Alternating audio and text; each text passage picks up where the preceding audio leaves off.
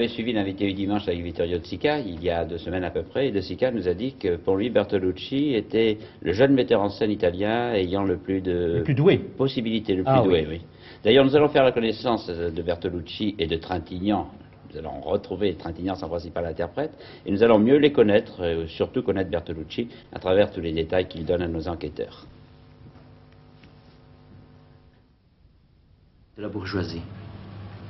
Le fascisme historique est mort, mais la bourgeoisie n'est pas morte. Elle est encore là, bien placée. Vous savez, en Italie, en ce moment, il y a une espèce de renaissance du fascisme, ces jours-là exactement. Et je crois que les mêmes forces qui payaient le fascisme en 1921-22, quand Mussolini s'est installé en Italie, c'est les mêmes forces qui payent le fascisme maintenant. Le Conformiste, c'est un film sur le passé, c'est-à-dire c'est un film qui se passe dans l'Italie et dans Paris des années 30. Donc moi je n'ai pas connu cette époque. La seule mémoire que j'ai de cette époque-là, c'est la mémoire du cinéma de cette époque-là, mais pas d'un metteur en scène, de tout le cinéma de cette époque-là. C'est-à-dire la mémoire de Renoir, la mémoire de Sternberg, la mémoire de Ophuls, la mémoire du cinéma en général. Moravia, c'est le plus grand romancier italien, mais en même temps, c'est un romancier un peu traditionnel. Alors, ce qui m'intéressait, c'était cette structure narrative traditionnelle qui pouvait être éventrée. Alors, j'ai un peu éventré le roman. Moravia le savait, mais il était d'accord. Et en plus, ce qui m'intéressait beaucoup, c'était la possibilité de faire un discours sur la bourgeoisie italienne de ce siècle.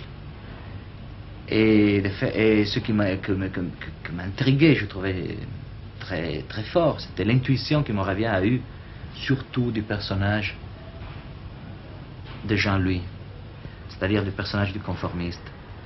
Là, c'était vraiment l'intuition d'un grand personnage tragique, même s'il est sordide, et grand même s'il est mesquin. Le conformiste devient conformiste parce qu'il croit avoir commis un meurtre dans son enfance, et le film se termine à la chute du fascisme.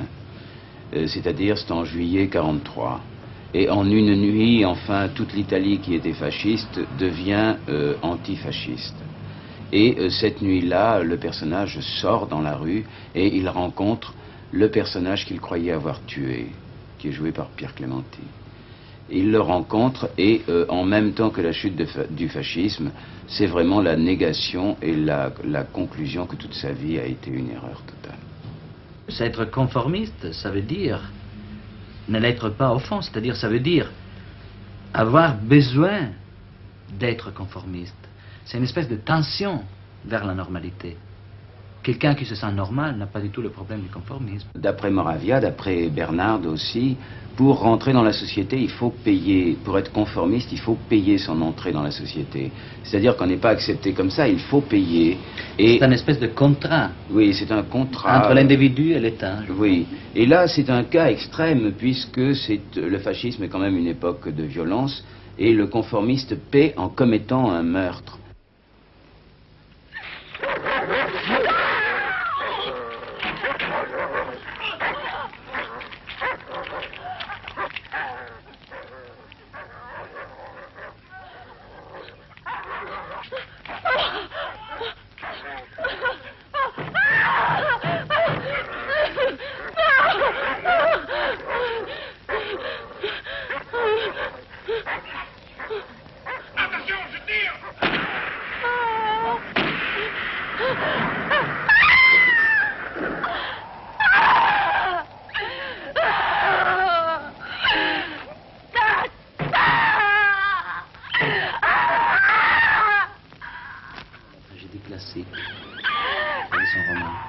Et là, il y a un changement entre le roman et le film, il y a une différence. C'est-à-dire que dans le roman, il y a quelque chose, un élément qui joue très profondément, comme dans les tragédies grecques, par exemple. C'est le destin.